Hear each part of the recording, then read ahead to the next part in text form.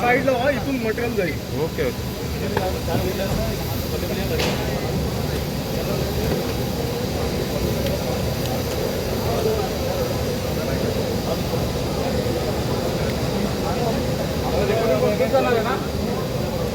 Recording कुठं आहे ना? हो हो ना रेकॉर्डिंग.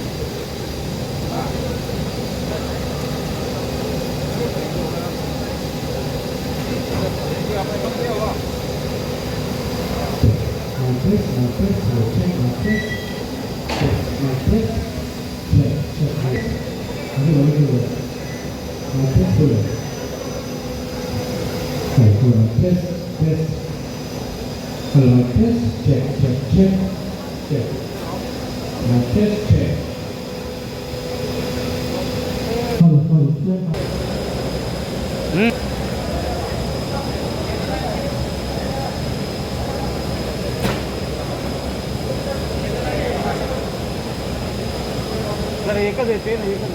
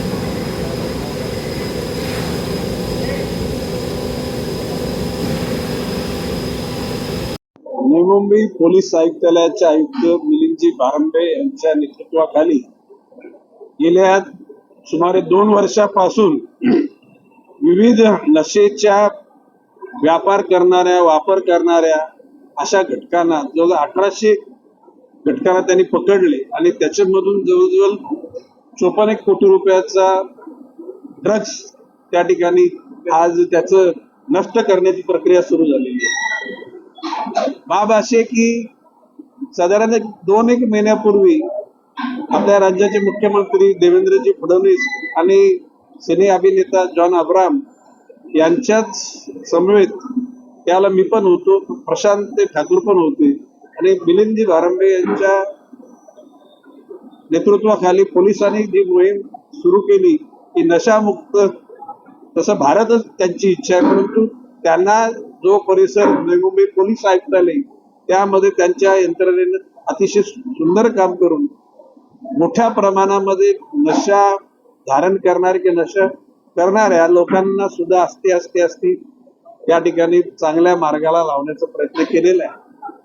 100% यश पहिल्या टप्प्यातच येतच नसतं, टप्प्याटप्प्याने ते यश येईल आणि आशावादी माणसालाच यश मिळतं. निराशेच्या गर्दीत गेलेली माणसं कधी यश संपादित करू शकत नाही.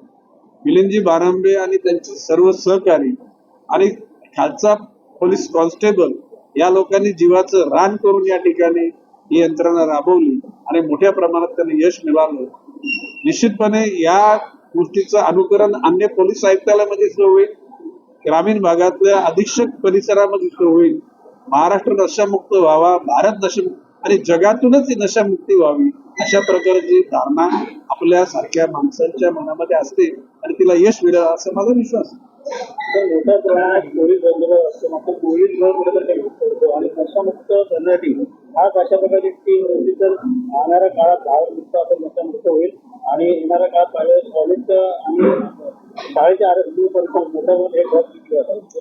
बघा, शेवटी पोलीस यंत्रणा आपलं काम करेल, परंतु समाजामध्ये अवेअरनेस, जागरूकता निर्माण करणं, या नशेचे दुष्परिणाम काय होते, तुमचं जीवन कसं उद्ध्वस्त होईल याच्या बाबतीमध्ये सुद्धा पोलीस यंत्रणेमार्फत सगळी माहिती दिलेली आहे. म्हणजे नशा केल्याने काय होणार आहे आणि नशा मुक्त झाल्याने काय होणार आहे, ह्यात सकारात्मक आणि नकारात्मक दोन्ही बाबी पोलिसांकडून सांगितले जातात. आणि समाजातल्या आमच्यासारखे समाजसेवकांचं सुद्धा काम आहे, आम्ही पण तिथे काम करतो.